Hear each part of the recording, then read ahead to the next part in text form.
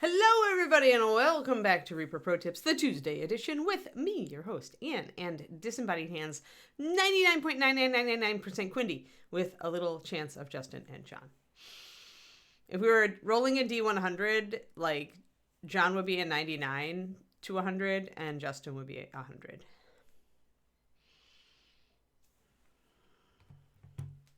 All right, so I need to double check on something. As Quindy knows, we're getting an appliance delivered today, and it may interrupt the stream. So I'm going to tell you guys that right now, and I'm going to open my tracking on it and see. Oh, hey, Quindy. Okay, this is super funny. It went from 4 stops before me to 5 stops before me. This is super funny. So it went up instead of down? Did they decide to just pick up an extra freezer? What? So hopefully, guys, our stream today will not get interrupted by an appliance delivery. However, I will be keeping an eye on the, yes, they're having trouble determining my time window. Yeah, we always love to hear that, right? Right? Yeah, they stole somebody else's freezer. They added one. They thought, we'll just drop this off at Fred's house.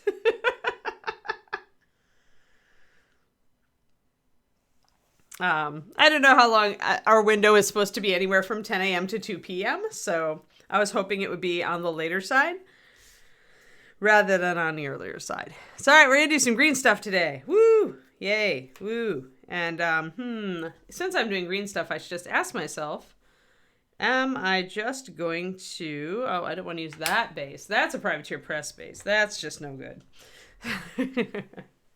But I don't know if I have my Reaper bases in here or if they're stuck in the other room. I would throw her on a bigger base. You know, let me just see. Let me just see if I can get another base easily. If I can get another base easily, great. If otherwise, we're just going to work with the base she's got. So hold on.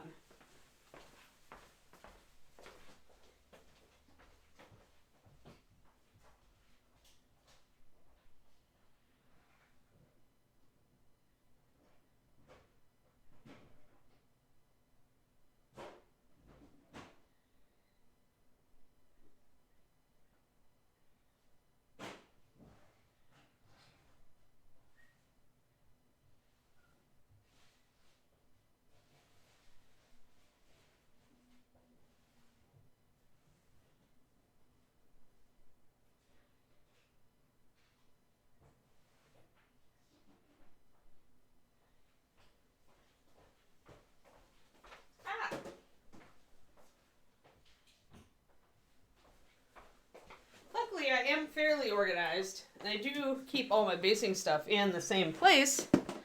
We have a storage thing. Yeah, I don't do that, Rax. I like the beveled edge bases, that's why. Plus, the beveled edge bases have a slight lip on them for a reason. The other reason that I don't flip my bases upside down is that if you have to putty a little bit to make this fit nicely, like you have to putty in the edge here, so she's, you have to putty the edge to blend it in, that puts the model up a little bit on the base, which tends to look a lot better than when the model is flat. As far as how it looks on the tabletop, a little extra elevation tends to make a model look more important and cooler, and a little less elevation tends to make the model look a little less so. So for a first level adventure, I could see if you were using a square base, you could just flip it and fill it. But I very much prefer the round. I just like the dynamic of it. So that's what I do. But yeah, they give us a general time twisted Noma. So yeah, if I have to run, I'm leaving my door open this stream, just to make sure I hear them. But yeah, so all right, well then if we're going to do that, then it's time to glue this lady onto a base. And yesterday you guys said you wanted her on a meadow base. Now, she is a little bit extra. You can see how she overhangs the edge here. So that's not ideal. Like, it would normally make me go, well, maybe I don't want to base her on this big base after all. Maybe I just want to go for little stuff. but we can maybe do some interesting things with this. So I need to shave away a little bit of her base, though. That means with a knife. So we're doing a lot of putty work and adjustment work today. Tactical rocks, funny.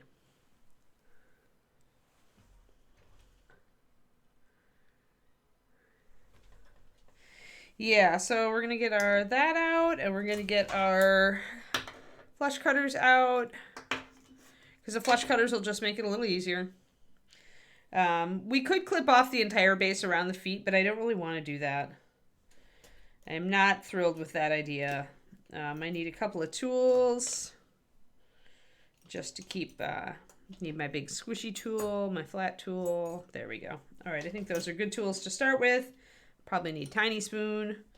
Yeah. Okay. So the first thing I'm going to do is actually chop off, or shave off just a tiny bit of the edge here that she's got. And I just want the base, I want her to sit flat and cover up this this lip, or the hole there. I want her to sit flat on the base.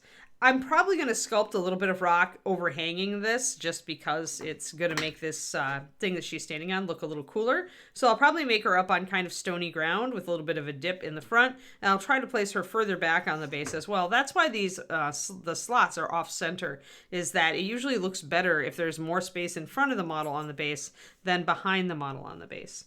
So, but her stance is wide enough that I can't take very much off, and I can't put her too far back. So I'm just, because this is Bones USA, it's super easy to just carve away. And I can still keep it a little slanted. And if I want, I can start cutting away a little bit to take off this hard edge and make it irregular.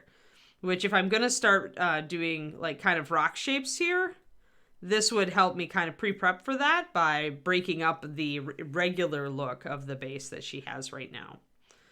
So we'll do that, and I'll keep carving away a little bit at this, and I'm going to carve away a little bit on the other side as well. I use cork a lot, Rax, but I'm going to use green stuff here because I've already got a base for her.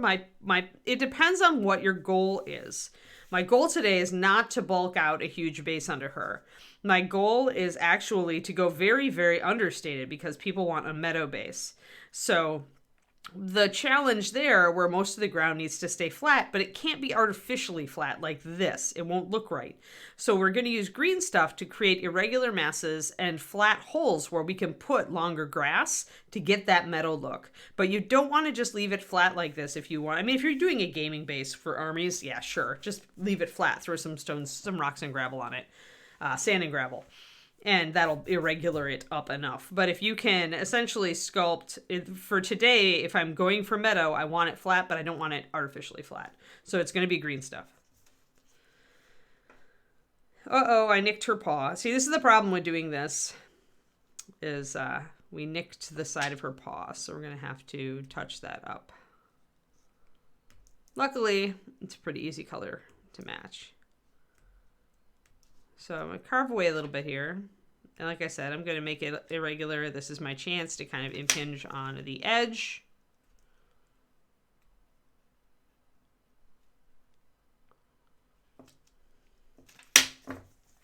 And get these shavings off of here so they don't get stuck in paint or putty or whatever later. Yeah, Return Up, you could paint the sand or not. I mean, if you have I have the old Games Workshop sand, and I do like the color. But I personally always paint my basing materials. This is the old it's probably even the current GW sand. This is actually the best sand and gravel mix that I've ever found. I hate to give cred to Games Workshop here, but because the sand is nice and fine and there are just these little bits of gravel mixed in and it's mostly sand, I find it's a really good fast basing. But I always paint my basing materials. It really bothers me when people don't. And the reason is that it looks out of scale. It looks more out of scale.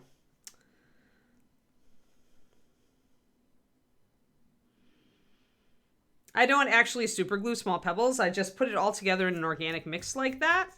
If I want bigger rocks, I'm more likely to sculpt them with green stuff so I can get exactly the shape I want.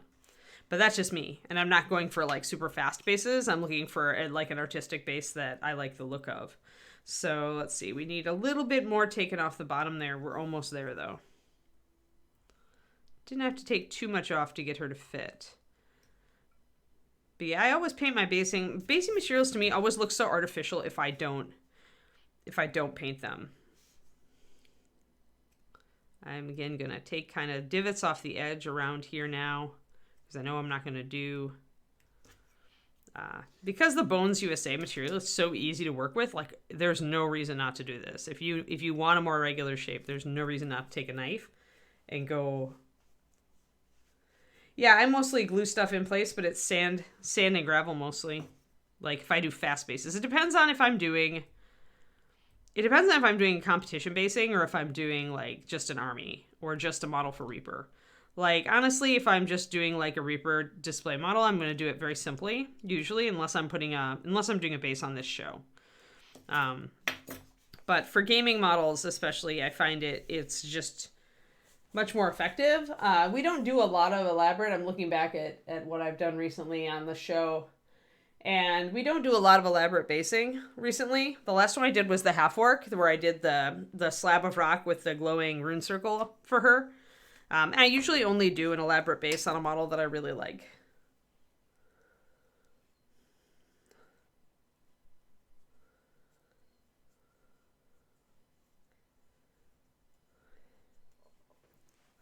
Yeah, I don't typically use grass. If I'm going to do grass, I use static grass. So do I have any? You can buy it in grass tufts, or you can buy it in just the package where it's tiny little fibers and it looks just like grass. I dug out my grass today because I knew I was going to be doing a field, so I have my regular static grass, and then I've got field grass of a couple different colors.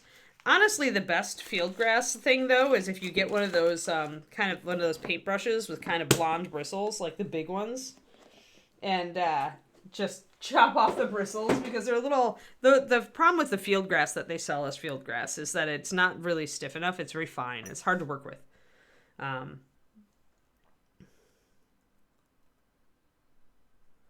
Well, actually, green stuff is they're totally different, Agent Marvel. They're like totally different. So green stuff is not, it's like, I'm using it as a preliminary step. Like I'm not even gluing down like anything. I'm going to actually sculpt my groundwork in green first. If I'm doing cork, then green is my second step. If I'm, generally lumping out a base, then I'm like maybe doing a little bit of sculpting after I glue the base down. Like it really depends on each model. It really varies from model to model. Like green stuff is when you want to sculpt something. When you want to, I use it also to fill and to make like more of a slope here. Like I'll be filling in around this base to make it integrate with the ground more. I use green a lot for that. So if I'm gluing a base onto the bigger base, then I almost always will use green. You could also use milliput. You could also use texture pastes. You could also use all sorts of stuff.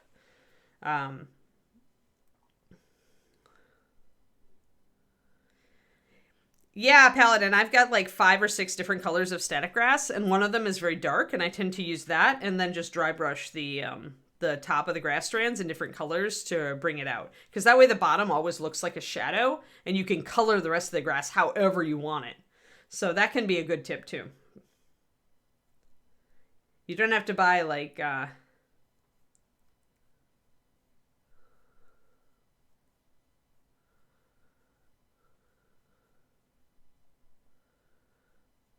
Yeah.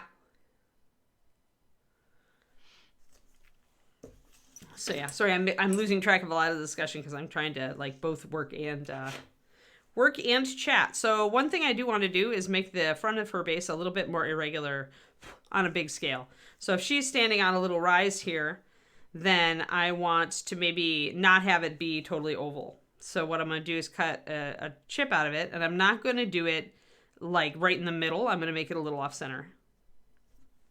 And this is so easy to do with Bones USA. It's actually a pleasure. Just use your side cutters, kind of grab a triangle out. And we're going to make this more irregular as well. I'm going to clip a little more than I think I need, really. And since the base is solid, that actually makes a nice little cutout. We can work it with a little bit more with our knife.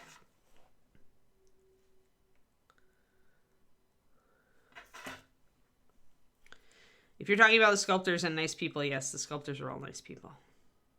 We have a great team of painters and sculptors that come to ReaperCon.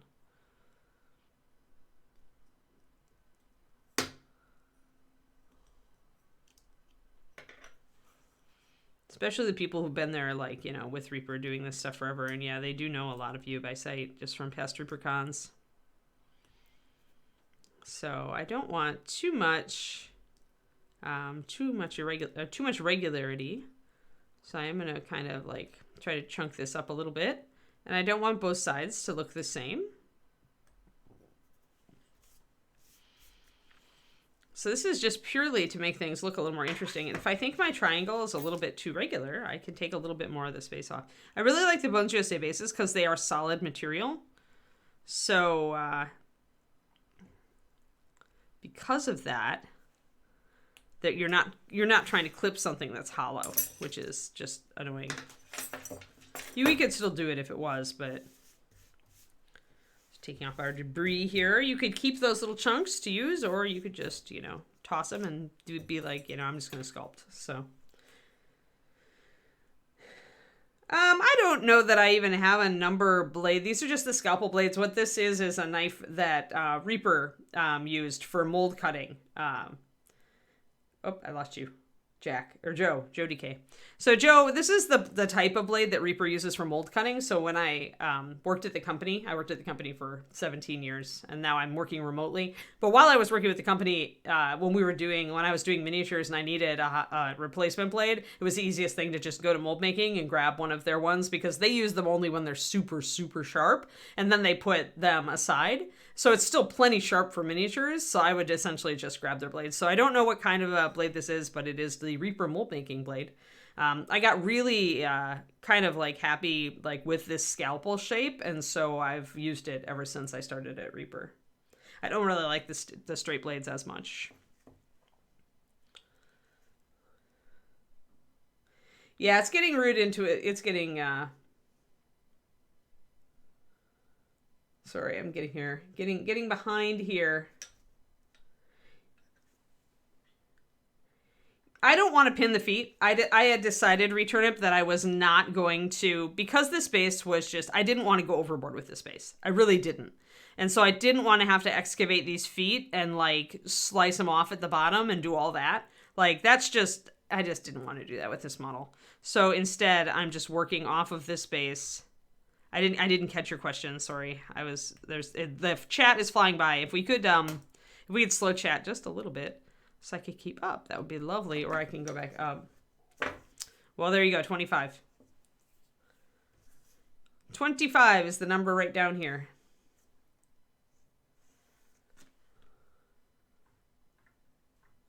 Yeah, I mean, really, the problem, though, is Returnip with these feet. See how thin they are. Look at how thin that is. And think about how much of a pain it would be to shave away the plastic underneath those without compromising them and having to resculpt.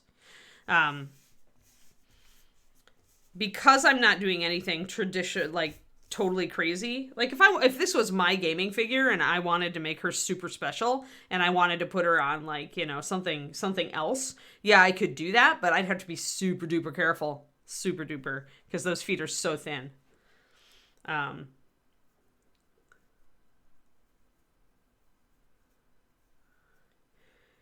Well, it would be cool if we just, you know, could less random chatter, but I guess that's silly because this chat is all about random chatter. So that's why I kind of like had a second thought. I'm just like, whatever, just talk. And if I miss a question, like if you ask a question and I miss it, just please repeat in chat so that I can catch it. So I'll be, since I'm actively working here, and I'm not just, you know, when I'm painting, I can go on autopilot for a lot of it, but while I'm doing this, when I'm trying to concept a shape that I want, like, I think I like that shape. Then I'm actually concentrating on what I'm doing. So then I might miss your question. If I miss your question, please repeat. Nothing personal, just, trying to get this hair glued down. Chipped out and glued down so we can start sculpting on it.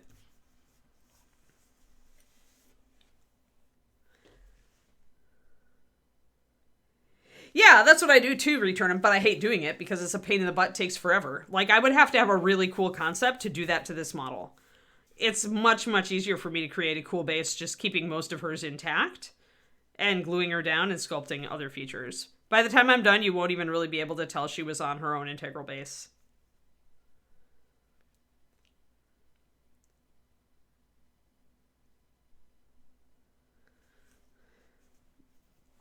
Yeah, I just, so like, I mean, you can see the front now. It's like, you really can't tell she was on an oval anymore, right? So now we got more of a kidney bean shape. Back here, I'm not going to take any big chunks out, I think, but I am going to shave it down and chunk it. I might do a couple of small notches to roughen it up. And this is a lot easier than trying to preserve those feet and taking it completely off the base. Plus, I don't have to use cork now. I can just use plastic. And I'll tell you, plastic is a lot more durable. This is a lot more durable than putting her up on cork. Unless you soak the cork with glue. Then it gets more durability. But cork is inherently more fragile, especially as it dries out over time. So for this, if I'm only going to give her a little extra height and I don't want to mess around too much, then it makes sense to just use the plastic. The plastic is so durable. And if I want an irregular surface here, I'll just do a bit of sculpting and then a bit of basing materials. And I should be good. So it's really how much work do you want to put in? Do you have a super like awesome concept for the model? If you do, then, you know, and it involves like shaving down the plastic under the feet, then go for it. I don't. I'm just like, pretty much I polled you guys yesterday to ask, you know, what kind of base you wanted, and meadow base was what people seem to want. So that is what we are doing. And I'm not so much, some of this will end up being like actual shaping where the shape will stay and become a foundation for what I'm doing. But some of it is just going to be rough shaping where I'm just going to kind of putty over it or putty around it. So that is looking much better. That's very irregular now. It almost, once I green stuff it, it'll look like she's actually was sculpted standing on a rock instead of sculpted doing other things. I want a little bit behind her and a lot in front of her, and I've got that right now. And it all fits on the base, and it looks natural. So that's even better. So all right, let's glue her down. Glue her down and keep moving. I used to do that with metal bases back, but nowadays it's so hard to do that returnip if it's not an old model. If it's a new model, the new models, because they drop the lead almost completely out, and and sometimes completely out, and they use mostly tin, and that is a super, super durable metal that's really hard to cut, even with a heavy duty like cutters. It's so easy to hurt the model. So by all means, if you want to do it on older models, especially like vintage models where you really want to put them on a nice base, then absolutely. But with new models, especially from companies that are going lead free, be aware it's super hard nowadays to actually, like, you'd break a clippers. You'd break a clippers trying to clip through. You'd have to use a saw. Yeah, or you could use Dremel if you're comfortable with the power tools and if you're good with them. Oh, Kodiak, it's so dull. Like, that's one thing, guys. Like, I've used a knife for this stuff for so long, but I do that bad habit. But I use a very dull blade. It really doesn't impact much. I prefer a dull blade because I can scrape like mold lines and stuff without gouging the model. So my knife blades are not super sharp. I prefer them when they're not. Now, I did leave my super glue in the other room, so I'm going to go grab it.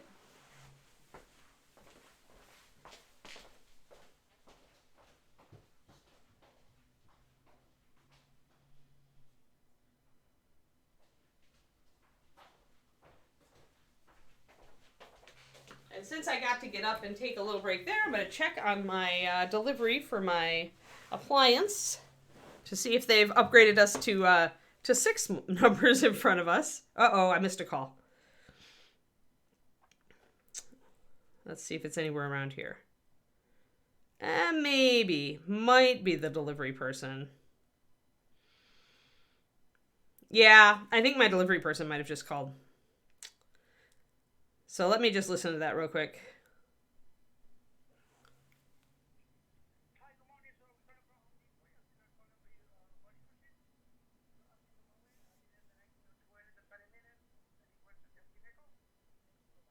Ah, 20 to 30 minutes, Quindy. So it looks like we'll be ending the stream a bit early. They just left that message, so That means we'll be ending, let's just do another 20. Let's get this glued down and get some green work on it. Oh yeah, it's totally like do as I say, not as I do. Just don't worry about me. Yes, we all have bad habits, right? And mine is using my thumb as a knife stop. There's a reason I have an old knife scar on my thumb. But that was back in the olden days, and I was distracted. And it actually like was a blade slipping and going like right here. Do I still have that scar? It's pretty ugly. Yeah, let's see here. Like, yeah, you can see it right there. See the line? Right there. That's actually the only scar I ever got from miniature painting. A lot of people have cut themselves worse than I have. Yes, Returnip, have a good day. And thank you. All right, so we've got the bunny, while the bunny glues, we are going to grab our green stuff, and I'll mix up just a little because I know that I'm going to get interrupted. Sorry for the short stream today, and I want to remind you all, I will not be on tomorrow because we've got another like thing going on tomorrow that essentially I have to supervise. We're finally catching up on all the stuff we wanted to do to the house or get for the house, and so unfortunately these things get scheduled and I'm just like, dang it. Because the window's always in the morning, even though I told them I was flexible and would prefer later in the day. So yeah, so I'm not going to be on tomorrow. I will be back Thursday. I'll be super excited Thursday because it's the start of the Overwatch League, which you all know I'm a total Overwatch geek. So alrighty, so let's grab a little bit of blue stuff, the sticky blue stuff that wants to ooze out and get everywhere. Little blurb there. Just a little blurb. Twistoma, we are in the process of applying for a permit. What we were able to do is eliminate a lot of possibilities. We eliminated a lot of places, including a lot of places to stay. And we found a potential place to stay that's fairly nice that would enable a puppy.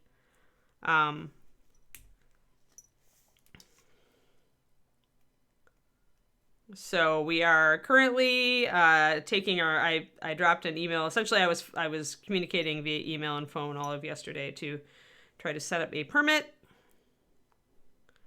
for where we want to get married. And I should hopefully hear from that person today. Hopefully. If not, I'll try to call them. So I got a little bit too much. I need a little more blue. A little bit too much yellow. I want about a 50-50 mix here. Because I am not smoothing in anything or trying to get a perfect join on anything with this, I don't want more yellow than blue. Yeah, that's what I was telling David is it's still valuable information because, if you can eliminate choices, then you're left with what you're left with. Our end game is still we could have it at the house here, but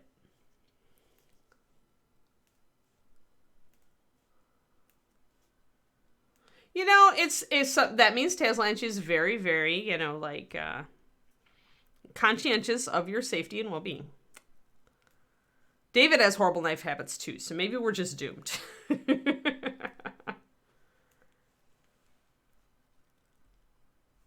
Hold on, I'm missing chat again. Missing chat! Difference in use between different base styles between round or no bevel. It's really not it's really not use.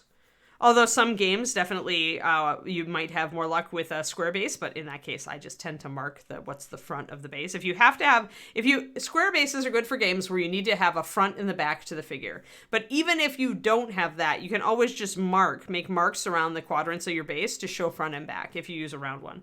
Really, these days, if you're not using the figures in a game that says base shape, like dictates base shape or size, then it's just aesthetics, and I just like a round base. If I'm going to play in D&D, where we tend to be on a grid, where I need to have a front and a back of the base, I'll just mark out my base in quarters so that I have a back part and a front part and side parts. I have Overwatch statues, so I don't really need Overwatch minis. The statues are good enough. But yeah, Agent Marvel is right. It's really like just having a base style that you like. All right, where's my glasses? There they are.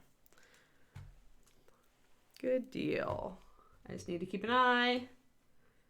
That was at 9:50, so yeah. He'll probably be here pretty soon. Let's just get a little bit down. So the first thing I would do, and this will be a good basis for later, is I would make a little bit of green stuff to go around the base and make it blend in.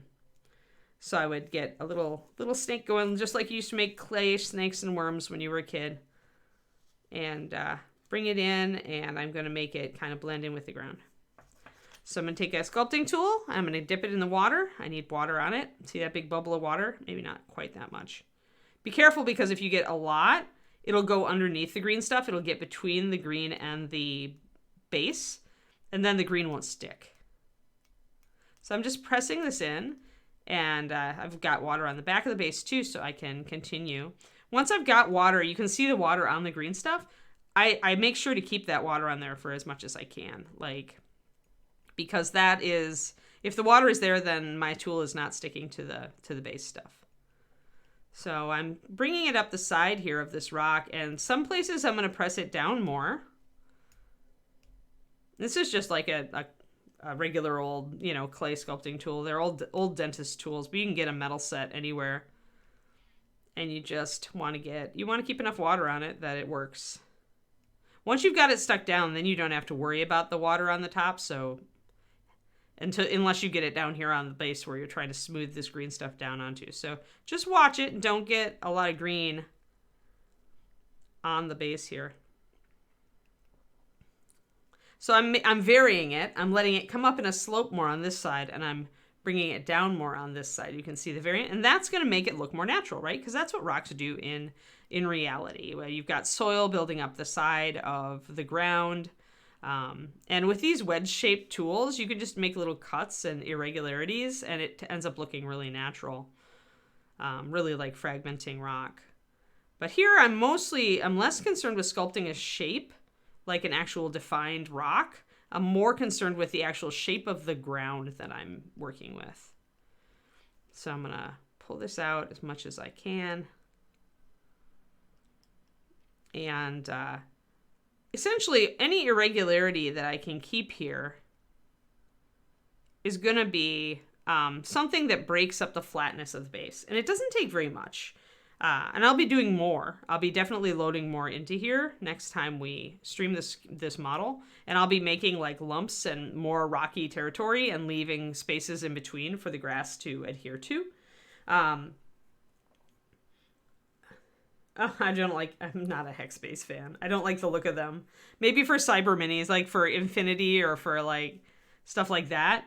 But for Fantasy Minis, I'm not a fan of the Hex. But then I choose my bases and my base shapes based purely on aesthetics. So I just make it work. Alrighty. So that's our setup where we're just going to pretty much try to blend in our nice base here with the ground and set up a little bit of irregularity to make it look more natural. So it swoops up the sides a little more over here. I'm keeping it low. I want to see this cut that I made. I like it. So I'm going to keep that. But here we're going to go up on a more gradual slope so we can work with all of that. And getting this set up is nice, like out the gate. And then when you let it set, you could probably just start sculpting rocks now. I'm out of time since we have that delivery coming. So that's our beginning. That's what we're working on. So we've in this stream, sorry that it's been short, guys. But in this stream, we've talked about Bones USA bases and how easy it is to kind of chunk them into organic shapes. So that's very nice. You don't have to take the whole model off the base, which can be a pain in the butt and take you a lot of time. And then from there, sticking it down and getting some organic shapes going with the green. So, oh, no problem.